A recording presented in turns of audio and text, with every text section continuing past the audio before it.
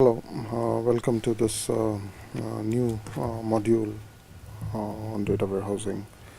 So in this module I'll be basically talking about modeling aspects and I'll be discussing dimensional modeling proposed by Kimball for designing data warehouses. So to start with, let me just give you some background, some recap of what we have done so far in the first module, which was basically on introduction to data warehousing. So in the first in the first module, we basically looked at the broad differences between operational systems, which we call as OLTP systems, and the data warehousing systems, which we typically call as OLAP systems, right? And so the one of the basic things that emerged out of that discussion was that these two systems are very different, and both in terms of how we design them, and also in terms of how they are used, and what kind of data structures are typically used in them, and the basic nature of these systems is different. And I hope by now you understand those differences very well. So let me begin by giving you that why the design aspect should be different. Again, I'm not here to advocate any particular design approach for data warehousing, but the one which according to me, is a better approach, right? I'm just putting that forward. And most of the implementations of data warehouses around the world follow this approach to data warehouse design. So OLTP systems are data capture systems. So this we have discussed already. Like capture systems in the sense that they are the ones that create the data. I would not say create, but they are the systems which capture the data. Capture the data in the sense that, say for example, you go to a grocery store and buy some products. So this data, what you bought, right? How many units, how much you paid, all this is captured, right? Or when you make a call using your phone, right, then again you are generating data, which is captured by the operational system. So the mobile service provider would know all the details of that call, like when you initiated that call, who were you calling, what number you were calling, what was the duration of the talk, what is your location, and what is the location of the other phone. All those things would be recorded, right? And similarly, when you attend a class, so you are again generating data, which is captured by the ERP system of that university. So these systems capture the data, and they allow you some primitive kind of analysis on that data. So I prefer to call them data in systems. So these systems are used for capturing data, so that's why data in systems. Whereas data warehouses are typically data out systems. That means out does not mean that I'm taking the data out from the data warehouses and putting them somewhere else. Data out in the sense that I try to query and analyze the data that is there in it, and for different purposes. So I'm trying to basically only do a kind of a read from the data, right? So that's why I prefer to call them data out systems. So if you look at this illustration here, so these arrows are pointing downwards in this, and they're pointing outwards here. So that means that the primary purpose of these systems are different, and if the primary purpose is different, so should be their design, the way we design them. So let me now come to the design requirements. So let me just clear these illustrations. Okay. So design of the data warehouse must directly reflect the way managers look at the business. So managers would typically not understand like what is an ER diagram and what are the corresponding tables and how we arrived at those tables, what is normalization. All those things are not for a manager to understand, right? So basically we don't want him to get into all those, right? So we want the data to be presented to him in such a way that he understands them very clearly, and it aligns with his thoughts about the business. So that is the first requirement. The second aspect should be like we should be able to capture the measurements of importance along with the parameters by which these parameters are viewed. Okay, so this means that I should know that what are the important metrics that are involved in that business, and what kind of governs, what factors govern those metrics. So that is what is of paramount interest to the manager, not typically that what is an ER diagram, whether we have normalized or not, and all those stuff, which table is linked to which table. So all those things are not for the manager to worry about. So let me just close the video here, because some portion of the slides are getting blocked. So so along with the parameters with which these parameters are viewed, it must facilitate data analysis, that is answering business questions. So basically what we mean by this is that we should be able to ask complicated OLAP queries on the system, and the design should be such that it facilitates answering these questions efficiently. So before I actually come to the data warehouse design, let me just give you a recap of ER modeling. So ER modeling has been very successfully used for designing operational systems. So ER stands for entity relationship, and I'm sure all of you are familiar with that. So it's a logical design technique that seeks to eliminate data redundancy.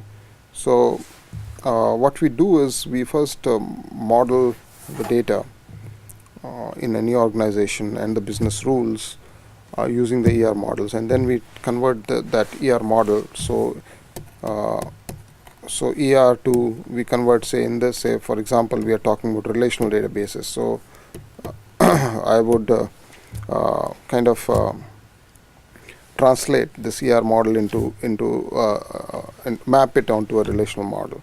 And once I do that, I get a set of tables, right, or relations, right, and then I establish relationships between these tables. And also another thing that I do is I try to normalize these tables to a suitable normal form so that redundancy is minimized. So that is what we typically do, and it illuminates the microscopic relationships among the data elements. So basically, if you are familiar with ER modeling, so you would know that the relationships between the entity sets, right, is quite microscopic. I mean, that is, we give a lot of details. So we talk about many things like whether the relationship between two entity sets is partial or full, right, whether what is the cardinality, whether it is one-to-one or one-to-many or many-to-many. So all those things are highlighted in the ER model, and the same things are captured in the corresponding relational implementation. And this kind of setup is perfect for OLTP systems, and most of the, like almost all the OLTP systems have been designed in this way, and they are responsible for success of transaction processing in relational databases. So, right, the success of these OLTP systems in terms of throughput, high throughput. So they are designed to give you very high throughput in terms of how many transactions I can process in a given unit of time. So this is what these are some of the salient features of ER modeling.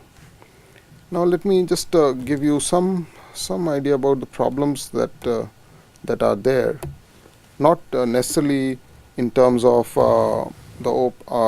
in terms of designing the OLTP systems, but in terms of designing data warehouse systems. So what I'm trying to argue is that ER models are not suitable for data warehouses. So the first and foremost thing here is that end users cannot understand or remember an ER model.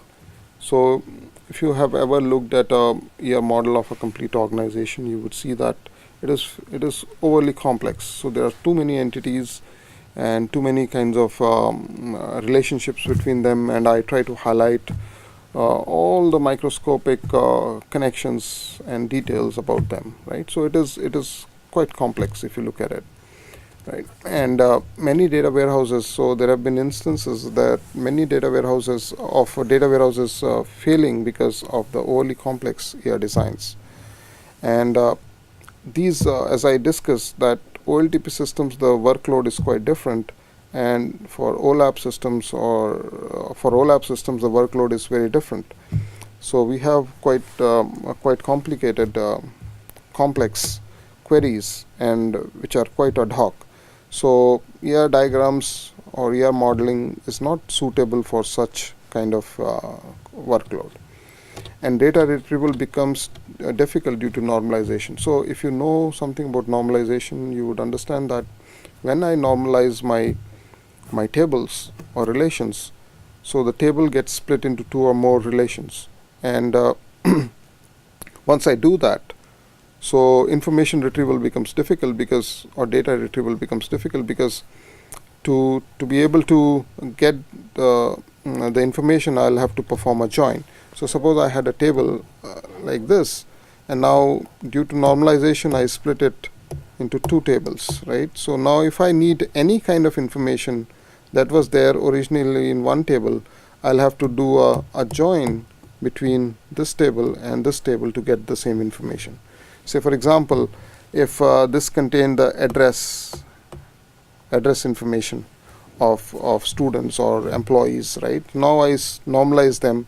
So what would typically happen is that city and state would move to a separate table, and other part of the address would be there in the other table, right? So if I were to print the addresses for some purpose, right, I'll have to perform a join to get the complete address information. So that is the flip side of normalization, that you need to perform more joins. So that is what is mentioned in this point. And browsing becomes difficult. Browsing becomes difficult means you do not understand that, okay, this entity is linked to this entity, and then this entity is linked to this entity. So what is the kind of connections that exist? So it is not very easy to browse through the ER diagram. And I have now I'll talk a little bit about dimensional modeling. So I've not introduced this as yet, but I'll try to introduce it in this slide. And ER models are constituted to remove redundant data, that is normalization, facilitate retrieval of individual records having certain critical identifiers like account number, student ID number, right, and similar stuff, and thereby optimizing OLTP operations. So OLTP operations, as you know, are repetitive, narrow operations, queries or transactions, right? Dimensional modeling, on the other hand, supports the reporting and analytic needs of a data warehouse system. So I'm just making a statement here. So I'll have to justify the statement, and I'll do that in the coming slides. So let me now start talking about dimensional modeling. So the first and foremost thing is that it represents data in a very standard framework, and this framework is such that it is very easily understandable by end users. So even if you don't know anything about ER models, doesn't matter, right? So the way data is represented, anybody can understand. Anybody who is involved with that organization would be able to understand that what I'm trying to represent here, and contains the same information as ER model. Again, here I would just like to spend a couple of minutes and say that it is not important that you capture everything that is there in the ER model in the data warehouse. Okay, so what this statement means is that you would be able to capture whatever you need for the data warehouse, right, from the ER models. So in that sense, I'm saying that and they contain the same information as your model. Okay, and packages data in a symmetric format. So this I'll try to highlight in the coming slides. So this is a very important aspect, and it is resilient to change. Say, for example, if you want to kind of add some more factors, additional factors which influence a particular metric of importance, then I should be able to do that very quickly and very easily, and facilitates data retrieval analysis. So when I say data retrieval, so I basically mean high volume data retrieval. And I think I've already mentioned to you in the first module that the footprints of queries in a data warehouse environment is huge. So as compared to the footprint of queries in an operational environment. So the query footprint is large, right? So that's why we are looking at a system that facilitates, high volume retrieval of data. So now let me introduce some of the terms that we typically use in dimensional modeling. So the important measures of any organization are called as facts, and these facts are numeric. Typically they are numeric and they are additive. So I'll be explaining this in detail, both aspects. And for example, say sale amount and sale unit. So what I mean by numeric all of you understand. So what I mean by additive, so suppose I have sale amount, I'm talking about sale amount, and suppose I'm selling from a particular store, I sell P1 in a day, say on 25/2, right? I sold some units, say 30 units of P1, and that fetch me 300 rupees. I get 300 rupees by selling 30 units. Okay, and suppose I sell on the same day, so 50 units, right? And I get, say, 100 rupees for selling 50 units of P2. So I can say that total unit sold on this day is 80, 30 plus 50, and the total amount generated is 400. So what I have done is I have added, right? So that's why I call it additive, right? So I'll further classify additive aspect of the facts in the next slide. Then the factors that influence the facts are called as dimensions. So facts are, so basically a fact is a function of dimensions. So that is what, so if you are familiar with functions of many variables, then you would understand this, that if I change any of the dimensions, the fact value is supposed to change. And these facts and dimensions are organized in what is called as a star schema, and then there are some distortions of the star schema called as snowflake and starflake schemas. So I'll explain that as we go along. So okay, so there is so let me give you an example. So let me clear this annotation.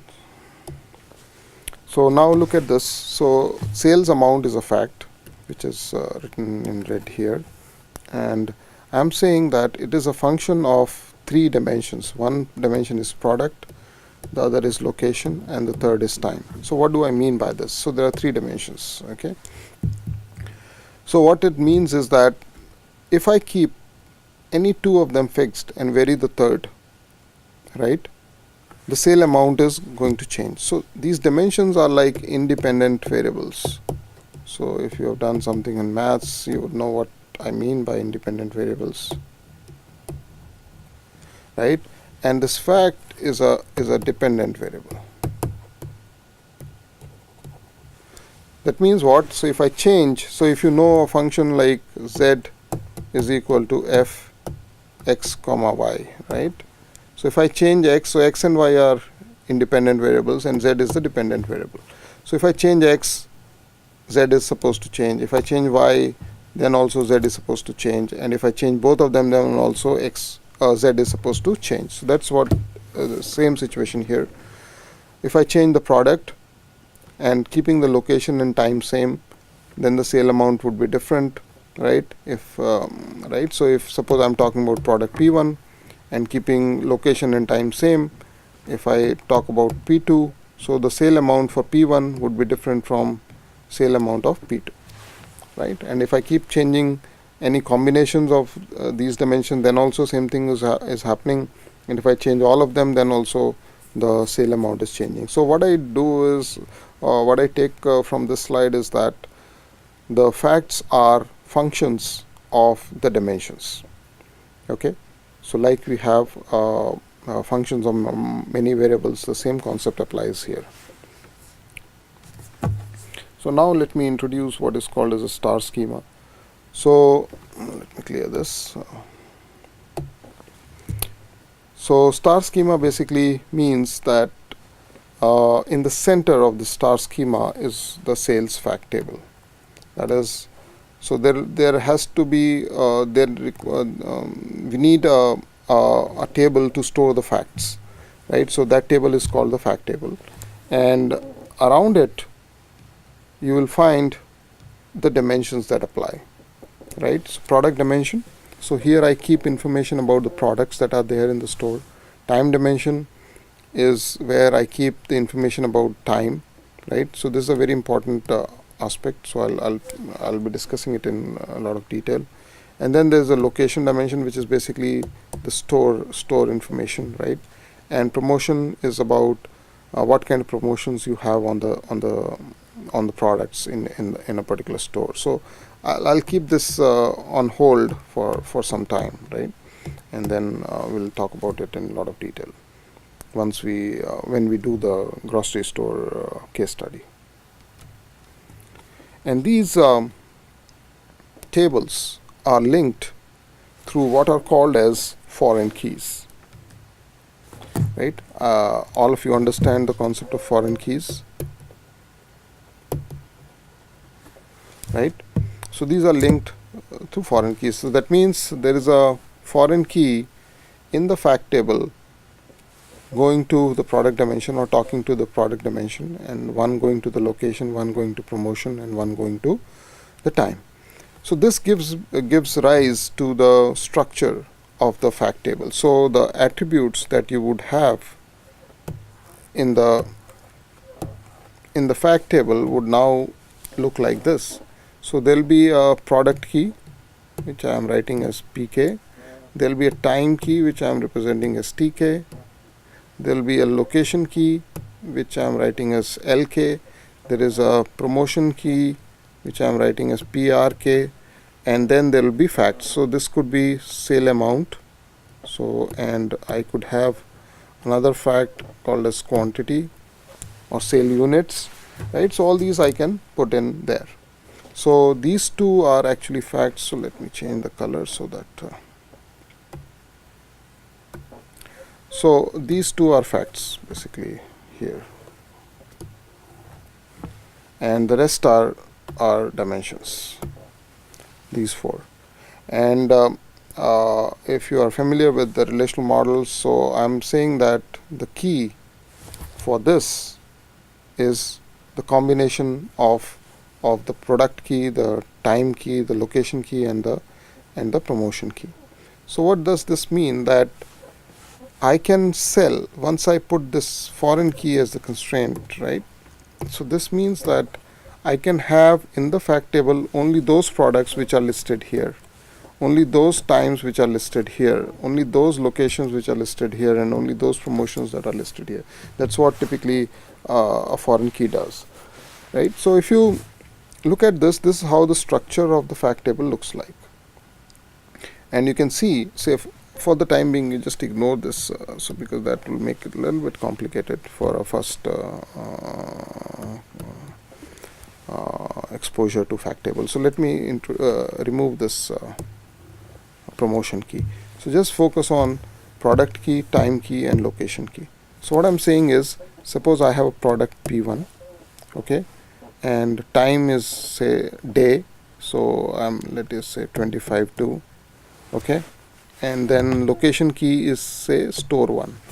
So what it means is that how much of product 1 I sold from on 25th of February from store 1. Similarly, I can talk about same day and store 1.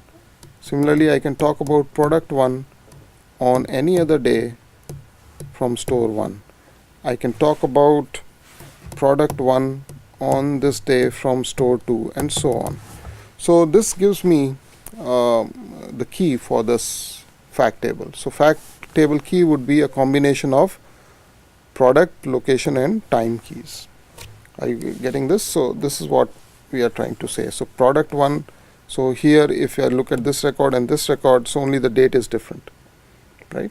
So if I have this composite key, then only this would be allowed, otherwise it will not be allowed. So this is how the structure of the star schema looks like. Now if you look at the star schema from a manager's perspective, so he knows that all my measures of importance are being captured in the fact table, which lies at the center, and the tables that are surrounding it are the dimension tables. That means the factors that influence the fact, right? So this is very intuitive for anybody to understand. So let me clear the annotations. So facts are stored in fact tables, dimensions are stored in dimension tables, and dimension tables contain textual information or textual descriptors of business. Say if I want to talk about product, so I would talk about product, what is its name, what is its description, what are its measurements, right?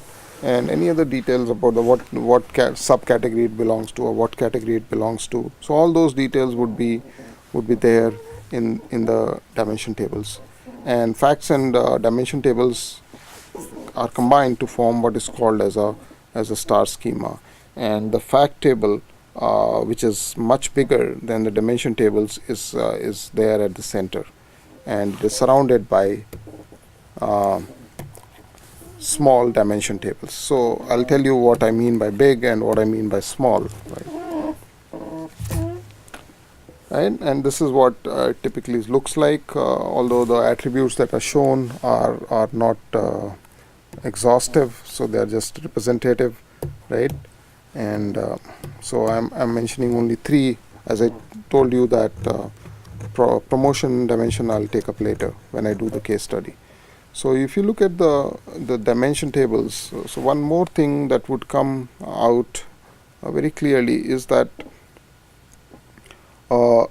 the concept of hierarchies. So if you look at store, so you can see that there is a city and a state, right, and also district. So they form a hierarchy. Similarly, if you look at this, so day to month to quarter and year, so that also forms a hierarchy.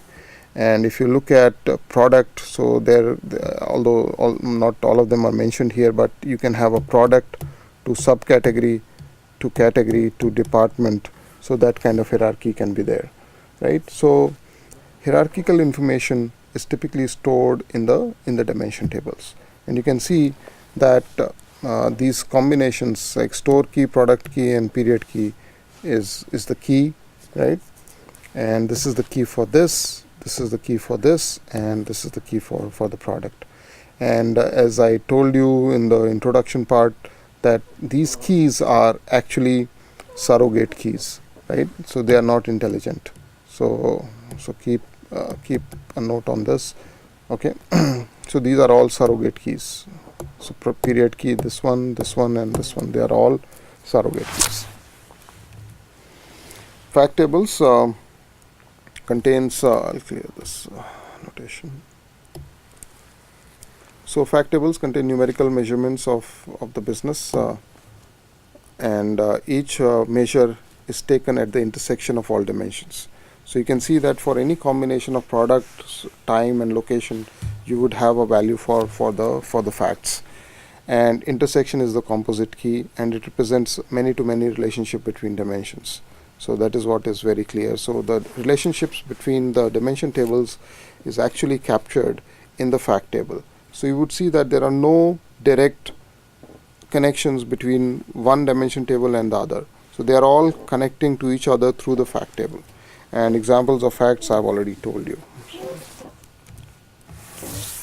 Dimension tables, they contain attributes for dimensions, and having 50 to 100 attributes is very common. Say for example, if I'm talking about customers, so I would want to put all the demographic attributes of the customers or demographic information of the customers in these dimension tables, because doing an analysis based on demography is very, very common. And best attributes are textual and descriptive, although you will find some numeric attributes also. Like for a product, you may want to have the product dimensions in the dimension table, because the product dimensions are useful in terms of shelf management, right? So you also would have stored somewhere the shelf dimensions, so you would know how many products you can actually pack in that shelf if you know the dimensions of the product. And data warehouse is only as good as the dimension tables or the dimension attributes. So it is very important that you put all the relevant information about the products or the store or the time in the dimension tables, in the corresponding dimension tables. And as I mentioned in the previous slide, that hierarchical information is kept in the dimension tables. Although if you look at the corresponding, or if you look at ER diagrams and the OLTP design, right? So the hierarchical information is typically redundant, right? So if I have a city and state information, okay, so if I have 10 students from the same city, right, so city to state information is redundant because that is getting repeated 10 times. So but in data warehouse we don't worry about redundancy too much. And these dimension tables are entry points into the fact table. In fact, they are called as the entry points to the data warehouse. And let me just mention a little bit about the type of facts. So I said that the facts have to be additive. So I have three different kinds of facts. So one is called as a fully additive fact, whereas what this means is that I should be able to add them with respect to any of the dimensions that are there.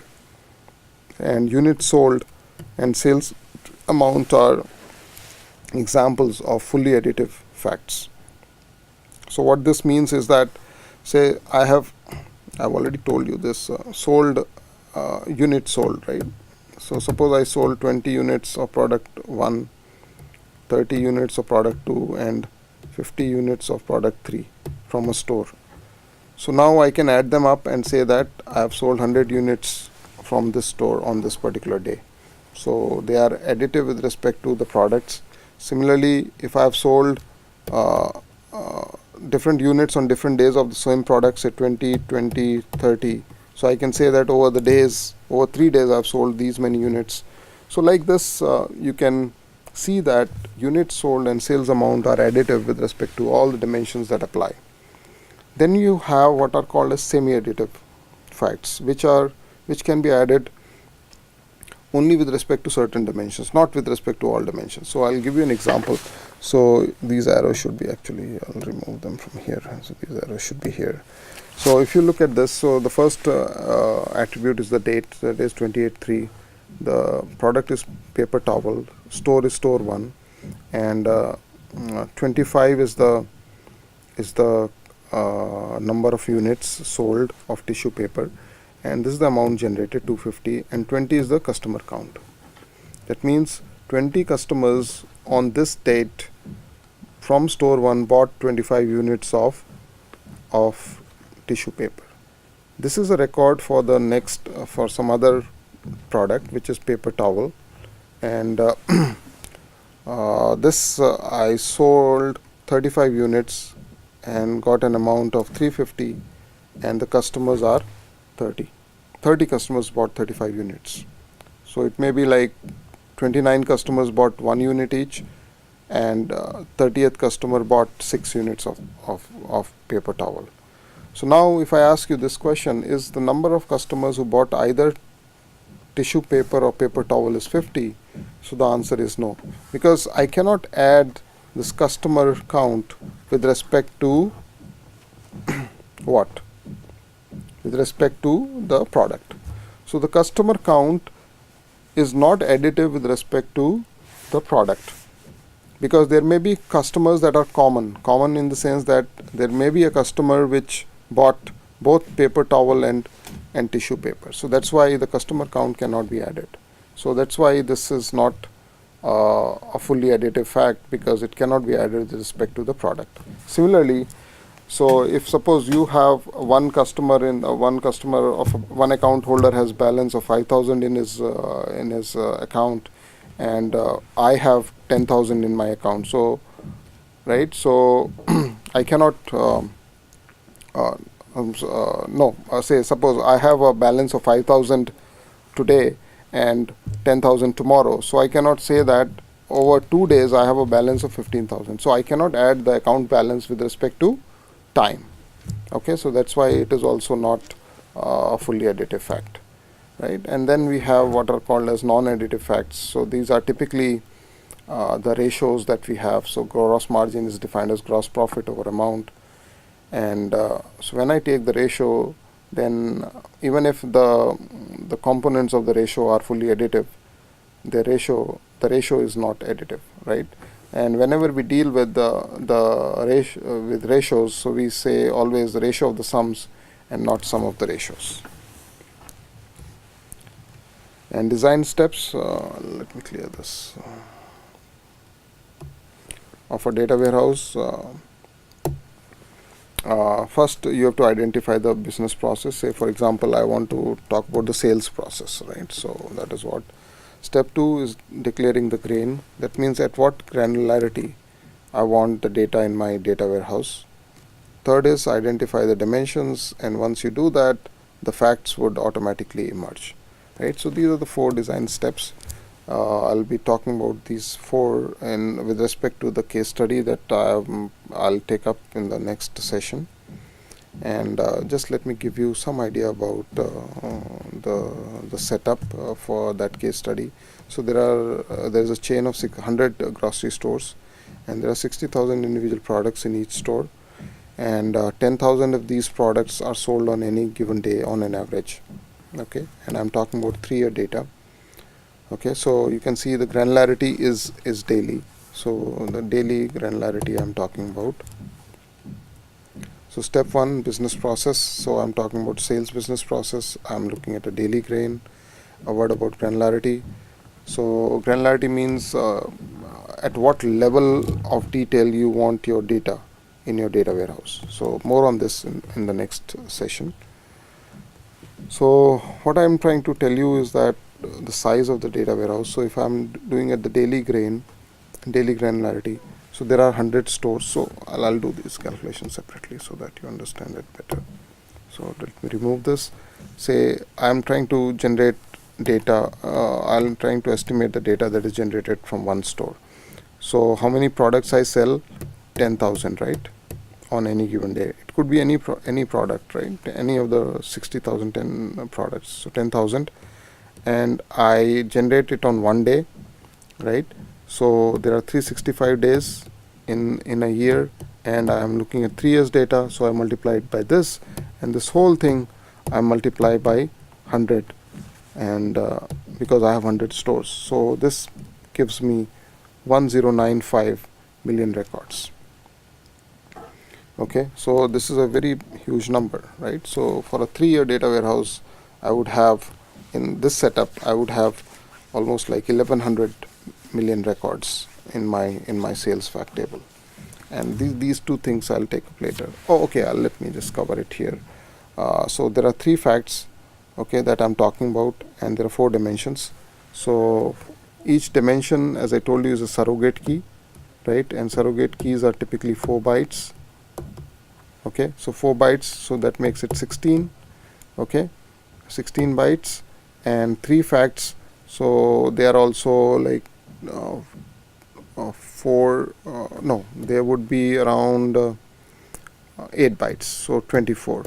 So 24 plus 16, that is 40. This should be 40. So this should be 40 bytes, and this should change it. So this would be slightly less than 50 GB. So 1095 million.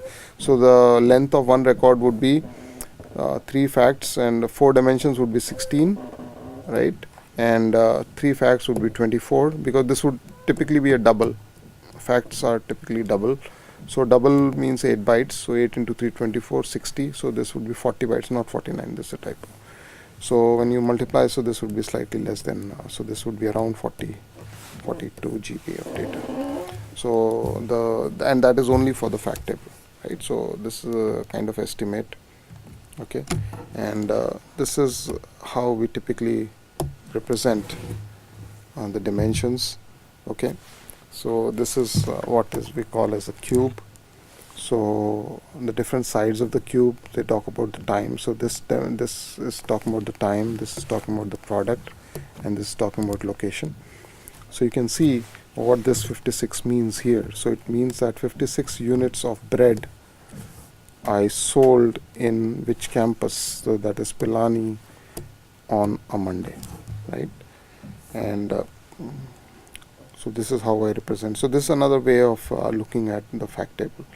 So I'll talk about, so this data cubes will be a very important topic when we talk about OLAP in detail. So in this lecture, I try to give you some flavor of the dimensional modeling, and we'll keep building on this base that we have today.